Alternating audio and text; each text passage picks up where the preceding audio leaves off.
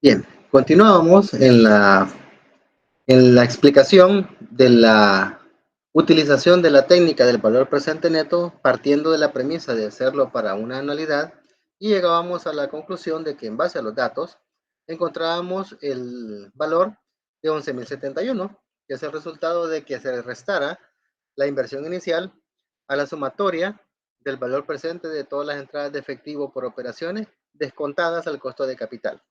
Como decíamos en la jornada anterior, no requiere mayor ciencia, esto es algo que ustedes ya conocen, porque es en esencia la utilización del cálculo de valores presentes de anualidades, ¿verdad? Entonces lo obtenemos y desde la perspectiva del parámetro de decisión de la técnica que estamos utilizando, el proyecto es aceptable porque tiene un valor presente neto mayor que cero. Vamos al segundo. El segundo presenta la particularidad, como lo hemos venido mencionando, de tratarse de un flujo mixto. En este caso, ¿cómo opera el cálculo? Bueno, tal y como ya sabemos, que se calcula el valor presente de una corriente de flujos mixtos. Es decir, aplicar factores de descuento uno por uno de los valores que están contemplados como flujos de efectivo y después de que se ha hecho la conversión, se suman todos los valores para encontrar el valor presente de toda la corriente de fondos. Podemos ver entonces que tenemos las entradas de efectivo con sus respectivos factores de descuento, 28.000, 12.000, 10, 10 y 10, y cada una entre su factor de descuento en términos de tiempo y tasa. En el siguiente renglón tenemos ya los resultados descontados de todos esos flujos, y en el tercero tenemos la sumatoria, que nos genera un valor de 55.924. A eso le restamos los $45.000 de inversión inicial y obtenemos un valor presente neto del proyecto Y de 10.924. Desde la perspectiva de la herramienta, este proyecto también es aceptable porque tiene un valor presente neto mayor que cero.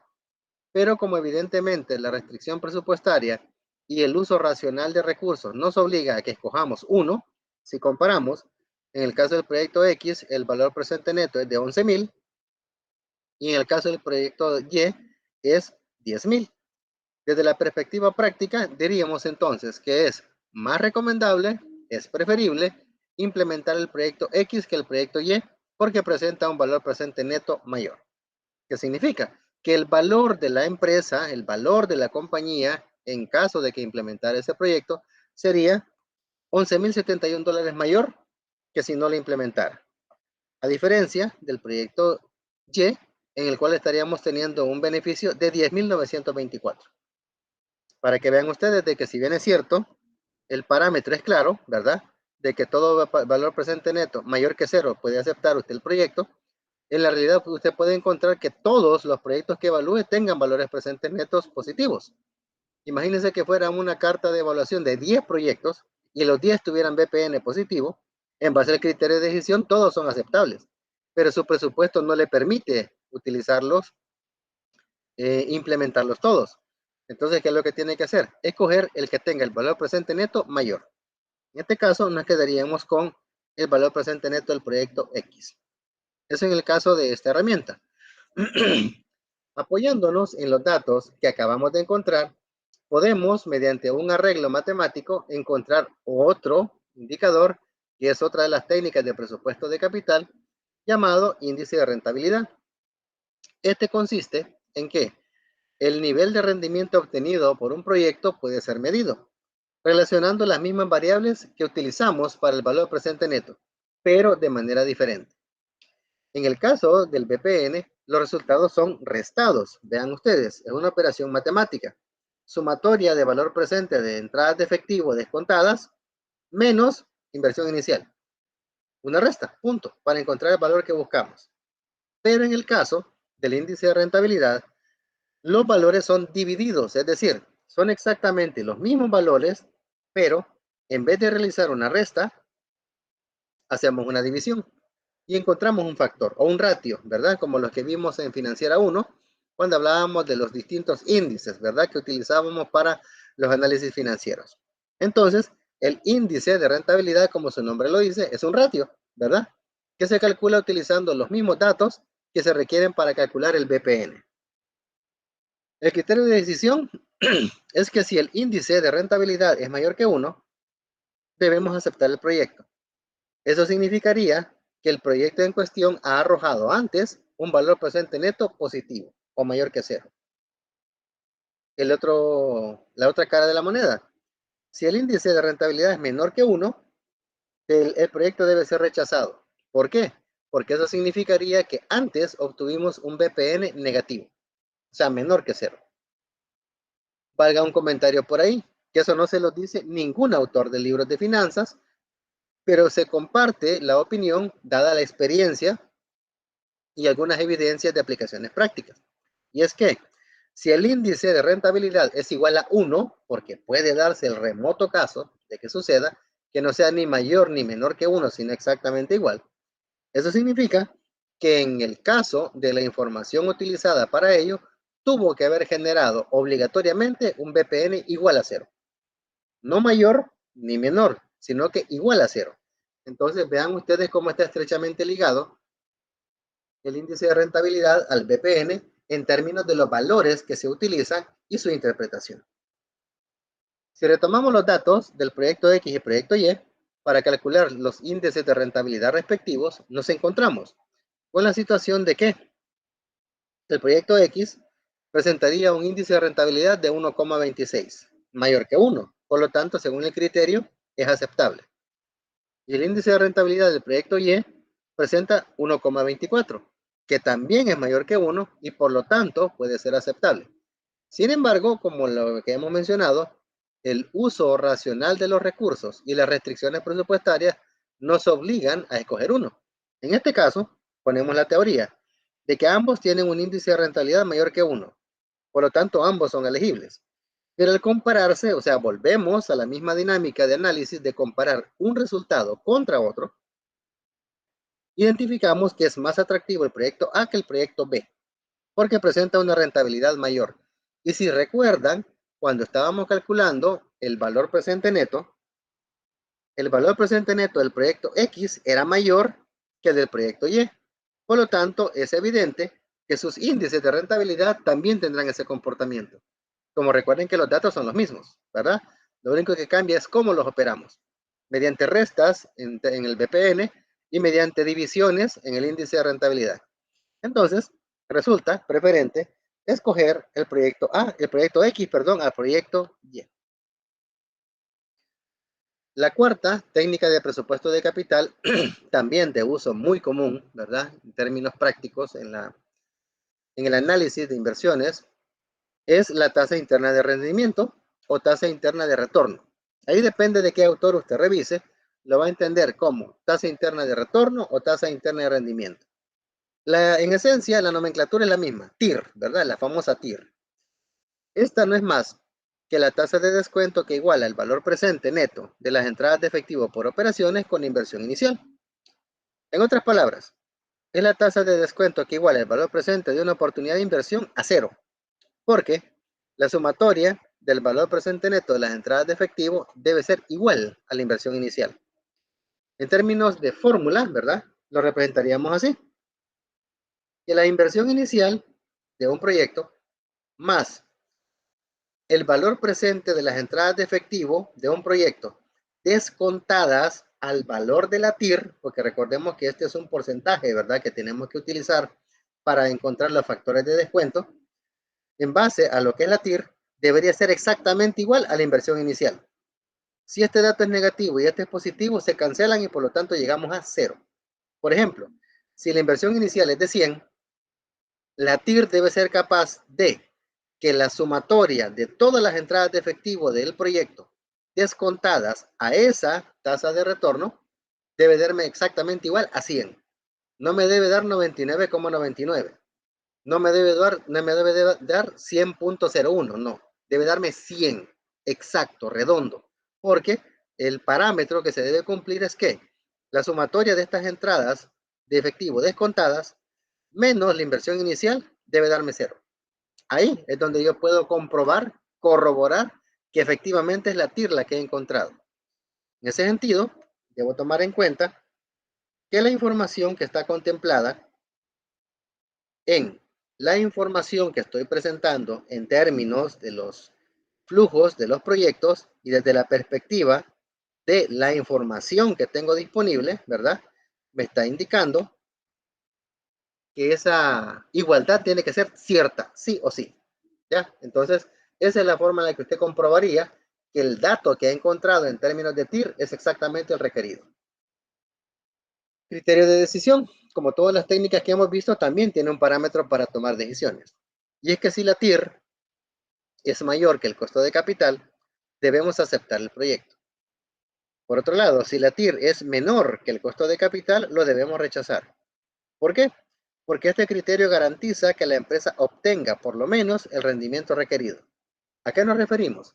Recordemos que en los casos anteriores, cuando estábamos hablando del cálculo del valor presente neto, introducimos una variable que era el costo de capital, es decir, el costo de todas las fuentes de financiamiento combinadas que tiene una empresa.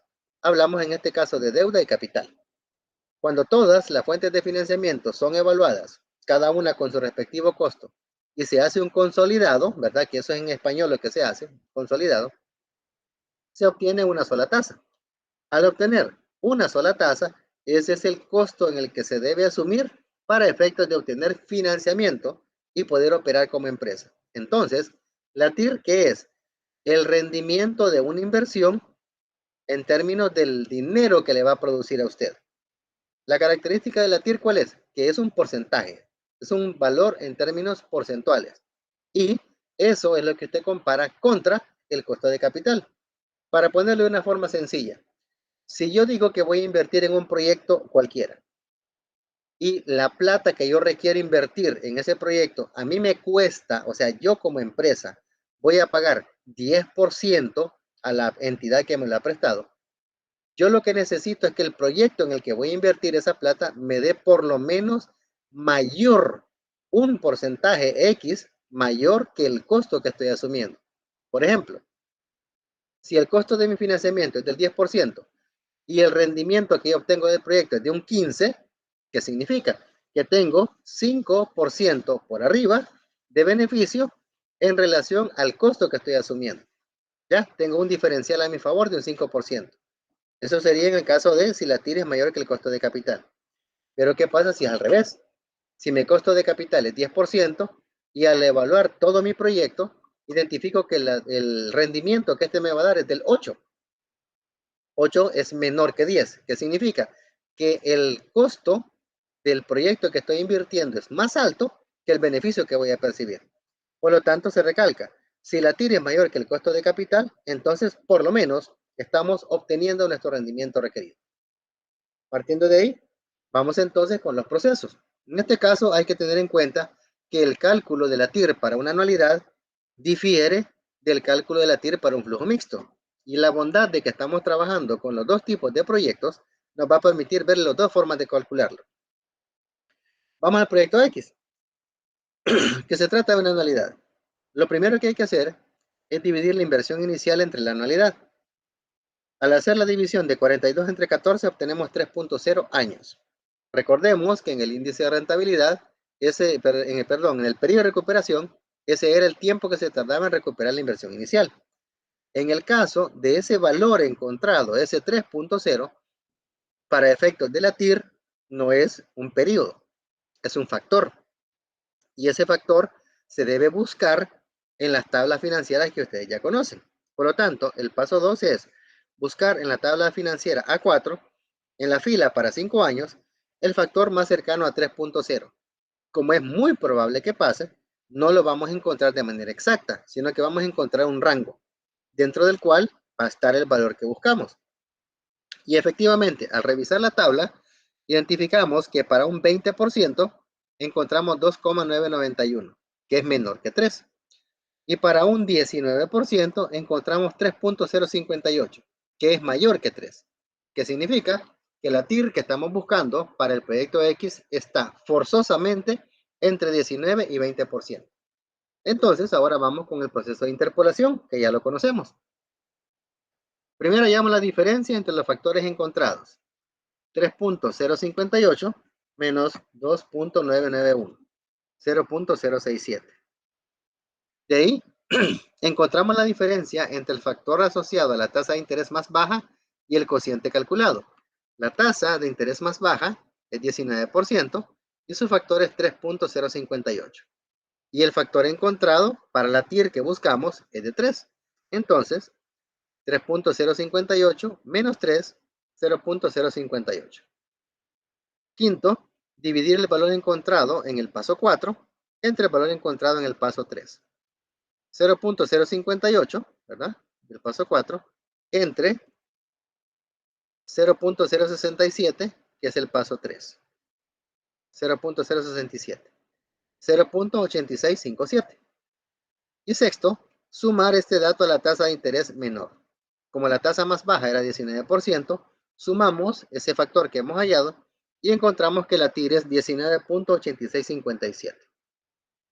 Conviene aclarar, en términos de respuesta, generalmente lo que se pide es una tasa de rendimiento en términos decimales, es decir, que lleve unidad, décima y centésima. Unidad 19, décima 8, centésima sería por aproximación 7, ¿verdad? Porque el 5 estaría aproximándose acá y haríamos 7. Hablamos de 19.87. Pero conviene aclarar que en términos de exigencia, la herramienta nos dice esto. O sea, forzosamente tenemos que llegar a 0. No puede quedarme 0.003 o menos 0.021, nada. O sea, debe ser 0. Para que eso se cumpla, es de rigor que la tira encontrada se componga de los valores que se requieran para ello. Si se percatan, aquí hay 4 valores después del punto. ¿Ya? Si usted lo aproxima y lo hace a 19,87, cuando usted haga la operación, esto no se le va a cumplir. Le va a dar más o le va a dar menos, pero no le va a dar 0 exacto.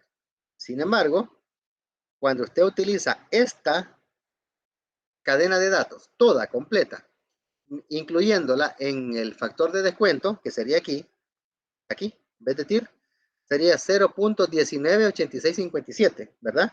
Porque estaríamos hablando de este valor entre 100, quedaría 0.198657. Si usted sustituye ese valor aquí con los flujos de efectivo de ese proyecto, debería forzosamente darle los 42,000 de inversión inicial, para efectos de que se cumpla la exigencia de la herramienta, ¿ya? Entonces, en este caso, la respuesta debe colocar todos los decimales, porque es necesario comprobar si efectivamente se está obteniendo la respuesta deseada. ¿Cómo lo podemos verificar? Sustituyendo, ¿verdad? En la fórmula. Por cuestiones de tiempo, pues evidentemente no disponemos de las condiciones para hacerlo, pero solamente es de manejar la sustitución aquí, en este, ¿verdad? Con este valor. Eso en el caso de anualidades, que suele ser generalmente la forma más fácil, más práctica de encontrar. De hecho, si se percatan, se les detalla una serie de pasos, ¿verdad? Un tipo checklist para efectos de interpolar tasas en la forma en la que la estamos trabajando en la asignatura, pero esto ningún autor se lo presenta de esa forma. Nada, jamás, ninguno. La clave es de que este ordenamiento da la garantía de que si se sigue de forma ordenada todos los pasos involucrados, vamos a llegar a buen término en función del resultado que buscamos. Por lo tanto, se recomienda que recordemos, que conozcamos, que dominemos estos 5 o 6 pasos que hay que hacer, ¿verdad? Esto en el caso de anualidades. Los flujos mixtos es una cuestión diferente, que es la que vamos a ver a continuación, pero quería dejarlo claro porque eso es básico, porque una cosa que generalmente quita tiempo es encontrar los valores que se requieren para efectos de interpolar. En el caso del proyecto Y, como recordemos que este es un flujo mixto, el arreglo con el que partíamos de una anualidad no es posible hacerlo de entrada, porque los flujos, al ser cantidades diferentes, al no tratarse de una cantidad homogénea, presenta la dificultad de que no se puede calcular el factor de una sola vez. Sin embargo, Gitman recomienda, para efectos de empezar el análisis, de que lo que hay que hacer por conveniencia es calcular una entrada anual promedio, es decir, ¿cuántas entradas de efectivo tenemos? 5. ¿Cuáles son las entradas? 28, 12, 10, 10, 10. Entonces, ¿qué es lo que hay que hacer? Sumar todo y dividir entre 5. Y obtenemos una entrada de efectivo promedio. Es decir, hay autores como Scott Beasley, por ejemplo, o James Van Hoor, que le llaman anualidad falsa. porque realmente esta no es una anualidad, es un flujo mixto, pero es un buen punto de partida para efectos de que empecemos a encontrar los valores por ensayo y error. Entonces, hacemos el cálculo de la anualidad promedio y llegamos a 14. Después de encontrar eso, hacemos el mismo paso que utilizábamos en el caso de las anualidades. Dividir la inversión inicial entre la anualidad. En este caso, anualidad promedio, ¿verdad? 45 entre 14, 3.214 años. Ya tenemos el factor. Ahora, ¿qué es lo que hay que hacer? Nos vamos a la tabla financiera A4, siempre en la fila para 5 años, porque recordemos que ese es el plazo asociado a esta inversión, y encontramos el factor más cercano a 3.214 y encontramos 3.199 para 17%. Vean acá. El cuarto paso no es encontrar un rango entre el cual vamos a encontrar la tasa, porque recordarán que estos 14,000 es una anualidad falsa, es decir, no es una anualidad que realmente exista, sino que es un punto de partida para que yo encuentre un factor y a ese factor yo le asocie una tasa, ¿ya? ¿Por qué es necesario esto? Porque no es lo mismo empezar a partir con el ensayo y error desde 17 si me pusiera a estar empezando a hacer el ensayo y error desde 1, 2, 3, 4, ¿me explico? Este es el punto de partida bajo el cual yo inicio el detalle del análisis por ensayo y error. Entonces, el paso 4, ¿cuál es? Descontar los flujos de efectivo de ese proyecto a la tasa que acabo de encontrar. Vean ustedes, todos los flujos los estoy descontando al 17%. Al hacer la operación, obtengo que el valor presente neto de esta tasa de interés es 3.839.10. Por lo tanto, el BPN es mayor que cero. ¿Qué significa? Que esta no es mi TIR. Porque la TIR debe ser que esto debe ser igual a cero, no mayor ni menor. Entonces, ¿qué es lo que hay que hacer? Empezamos a jugar con otras tasas para efectos de que nos vayamos acercando a ese valor. ¿Qué se ha recomendado? Y el valor que tenemos acá lo queremos ir reduciendo, ¿verdad? ¿Qué es lo que tenemos que hacer? El valor de las entradas de efectivo tiene que ser menor, porque el valor fijo, ¿cuál es? El de la inversión inicial. Entonces, este valor tengo que hacer que se reduzca. ¿Cómo hago que se reduzca? Aumentando la tasa. Porque mientras más alta la tasa, el castigo a los flujos de efectivo es mayor. Por lo tanto, el resultado al final sería más bajo que el que acabo de hallar. ¿Qué hacemos entonces? Empezamos a subir la tasa. Por fines prácticos, lo vamos aumentando, hasta que llegamos ya a un valor, a un rango entre dos tasas que me permite hacer ya la interpolación. Por fines prácticos lo hacemos entre las dos tasas en las que se encuentra. En este caso llegamos al 21%. Al hacer el descuento de todos los flujos, descontarlos, sumarlos, obtenemos que el valor presente neto de un 21% es de 501.90, positivo, es mayor que cero. O sea, esta no es mi TIR, pero está bien cerca, ¿verdad? De ser la TIR. Vamos para un 22, o sea, el siguiente valor porcentual más cercano al que acabo de encontrar. Teníamos 21, entonces vamos con uno más alto. Como el valor que me dio es positivo y lo quiero reducir, ¿qué hago con la tasa? La aumento. La aumento un punto porcentual, 22. El mismo procedimiento. Descuento los flujos a esa nueva tasa y obtengo un valor presente neto de 265.77 negativo. ¿Ya?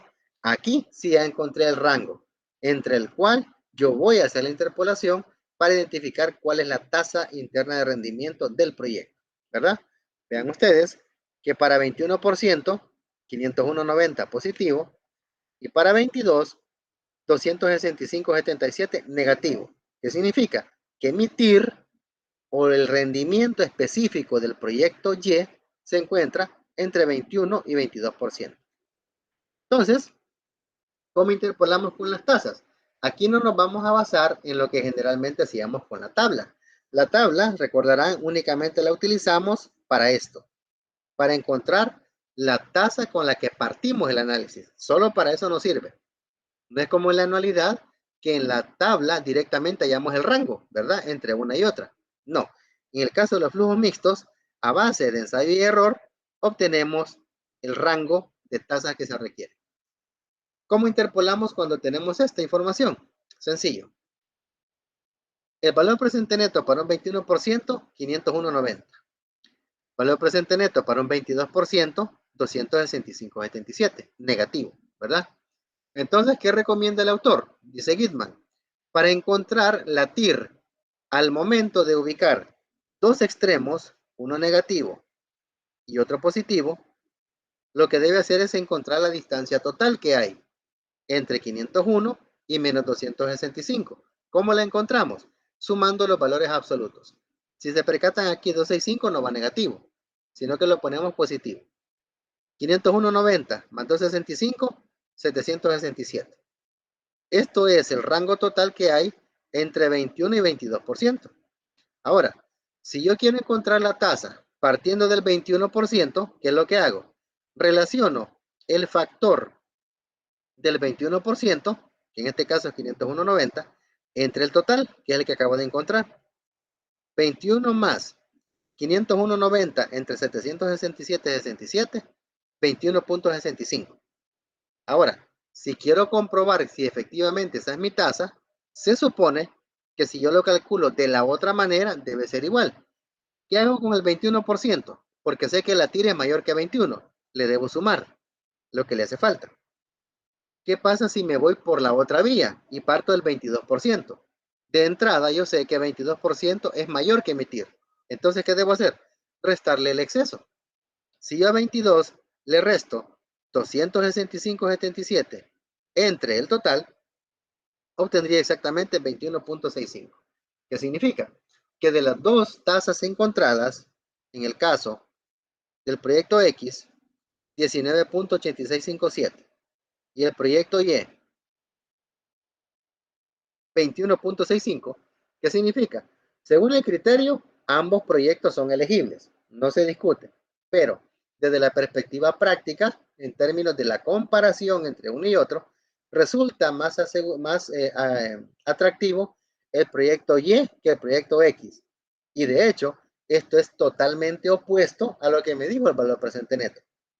Recordarán ustedes hace unos momentos que mirábamos la técnica del BPN y en base a los datos encontrábamos que era mejor el proyecto X al proyecto Y. Pero en base a la TIR encontramos que es mejor el proyecto Y que el proyecto X, o sea, es lo opuesto. Esto es importante reconocer porque cerramos la discusión de las técnicas de presupuesto de capital en esta oportunidad haciendo un pequeño análisis, haciendo una pequeña crítica al por qué este tipo de situaciones se dan y por qué en la comunidad de financistas, ¿verdad? En el colectivo de personas que escriben, trabajan y viven sobre finanzas, existe un acalorado debate entre cuál de las dos técnicas es mejor. ¿Para quiénes es mejor la TIR? ¿Para quiénes es mejor el BPN? ¿Por qué? Porque en el mundo real, cuando usted aplica todas las herramientas, basándonos más que todo en las dos que son como las más usadas, el BPN y la TIR, pueden encontrarse resultados totalmente opuestos, como ahorita. Entonces, van a haber unos que van a decir, no, yo me inclino más por lo que me indica el BPN. Otros dirían, no, yo me inclino más por lo que diga la TIR. Y ambos criterios son válidos, es decir, son herramientas que cuentan con suficiente respaldo y acervo técnico para indicar que son correctamente hechas, pues que están bien calculadas. El punto es cómo decide usted en el mundo real.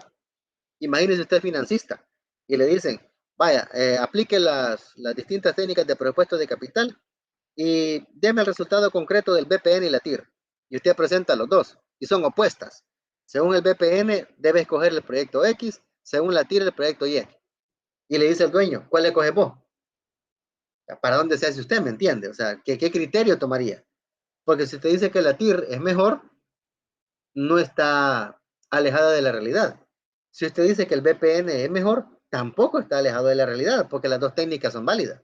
Entonces, ¿cómo dirimir ese conflicto en el mundo real?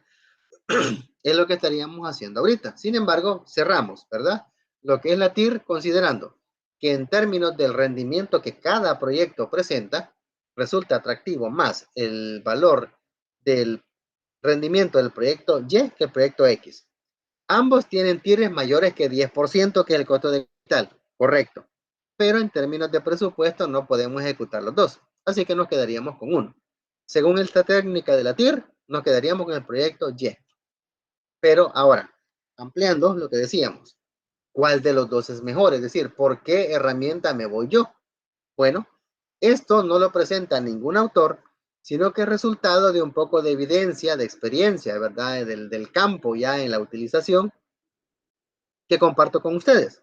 De hecho, hay algunos autores, como James Van Horn, por ejemplo, que tiene que ver con administración financiera, pero hay otro que es un clásico, ¿verdad? En términos de finanzas, que es Stephen Ross y también Michael Brearley, que esos ya son de finanzas corporativas, que ya es otra dimensión de estudio en finanzas que tiene que ver con maestría, que coinciden con lo que voy a presentarles ahorita. De hecho, entonces, hay ciertos estudios a nivel de evidencia en términos de finanzas corporativas que respaldan lo que se va a compartir con ustedes en este momento.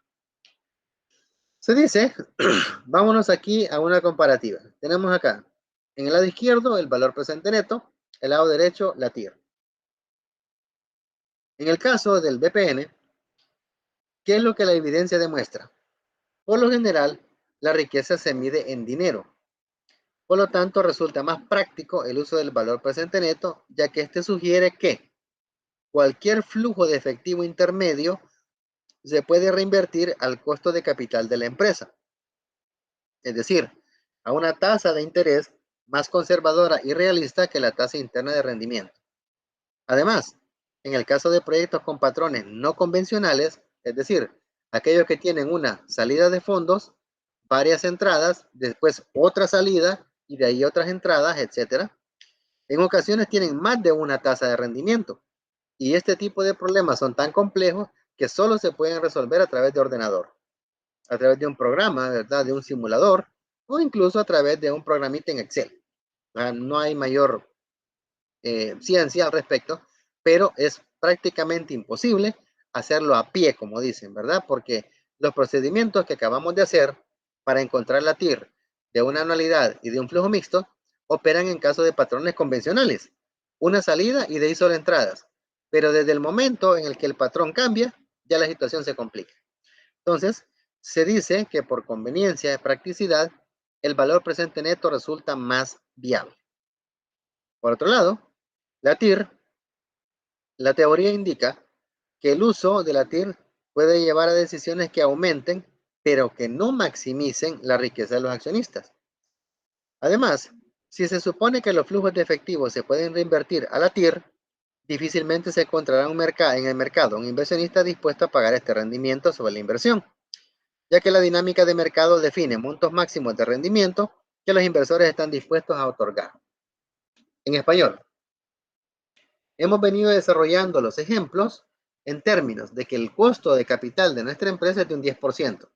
¿Qué significa? Que el costo de capital o el costo de financiamiento en el sector en el que opera mi empresa anda por ahí, ¿ya? ¿Qué dirían ustedes si yo llego, suponiendo, ustedes están trabajando en el sector de la construcción de viviendas, por ejemplo, y ustedes saben que el costo de financiarse en ese sector es de un 10%, o sea, todo el sector maneja ese rango de costo de financiamiento. Y resulta que yo llego y les digo a ustedes, miren, yo tengo un proyecto habitacional que según la información de los flujos de efectivo esperados, la TIR que va a presentar es de un 30%. Ese es el rendimiento que el proyecto que yo estoy mencionándoles ofrece. Pregunto, ustedes que tienen años de estar en el sector, que saben cómo se comporta el sector y que conocen que lo más que puede dar de rendimiento un proyecto es el 10%, que es el costo de capital, me creerían que yo puedo ofrecer el 30%. Difícilmente, ¿verdad? Esa es precisamente la principal debilidad entre la TIR y el BPN. ¿Por qué? Porque recordemos que ambos suelen basarse en proyecciones. Recordemos que las entradas de efectivo utilizadas para su cálculo son proyecciones o estimaciones de alguna inversión que queremos hacer. Si yo digo que toda plata que yo recibo la puedo reinvertir a mi costo de capital, yo estoy diciendo que la estoy reinvirtiendo a una tasa de interés realista, o sea, una tasa de interés que es realmente la que se está dando en el sector. Pero si yo digo que yo voy a reinvertir mis flujos al valor de la TIR, eso es mentira. La TIR es un dato teórico, ya, escrito en papel, porque el sector en el que opera la industria ya tiene definida, según condiciones de mercado, cuál es el máximo rendimiento que puede dar. Entonces, si bien es cierto, la TIR es muy útil, ¿verdad? Como herramienta de gestión, análisis y toma de decisiones, la evidencia demuestra que el valor presente neto presenta mayor claridad, mayor certeza, mayor peso en términos de las decisiones que se tomen por eso. Primero, porque la riqueza la medimos en dinero, no a nivel porcentual, sino que a nivel de dinero. Segundo, los flujos de efectivo que se pueden percibir mediante el cálculo del valor presente neto, se asume que los reinvertimos a nuestro costo de capital, que es la tasa de interés realista y acorde al sector, mientras que en este caso la TIR es un valor teórico, que solo está escrito en papel y que es exclusiva del proyecto, que no tiene nada que ver con el sector como tal. Y tercero, que el valor presente neto presenta la facilidad de que aunque hayan patrones no convencionales de flujos de fondos, sí se pueden encontrar valores presentes netos, ¿verdad? Mediante los descuentos de los valores respectivos y trayéndolos al momento cero, punto. En el caso de la TIR no. Cuando hay flujos de patrones no convencionales, pueden existir dos o más tasas de rendimiento para un mismo proyecto. Y ahí es donde se complica la cosa. Por lo tanto, se puede concluir, damas y caballeros, que en el caso de las dos herramientas que suelen entrar en disputa, ¿verdad? Que es el BPN y la TIR, la evidencia ha demostrado que es más práctico utilizar el BPN que la TIR, ¿verdad? Entonces, en el caso de la discusión de las técnicas de presupuesto de capital, finalizamos con esta crítica, con esta valoración, ¿verdad? De la comparativa entre ambas técnicas, que son como las más utilizadas, ¿verdad? Y que toman en cuenta el valor del dinero en el tiempo. Y finalizaríamos entonces indicando de que las técnicas de presupuesto de capital son herramientas con las que nosotros evaluamos la conveniencia financiera y económica de los proyectos. Y sobre esa base, pues tomamos decisiones, ¿verdad? Y terminaríamos aterrizando en la comparativa entre lo que es el BPN y la TIR, concluyendo que es más práctico el uso del BPN que de la tasa de rendimiento.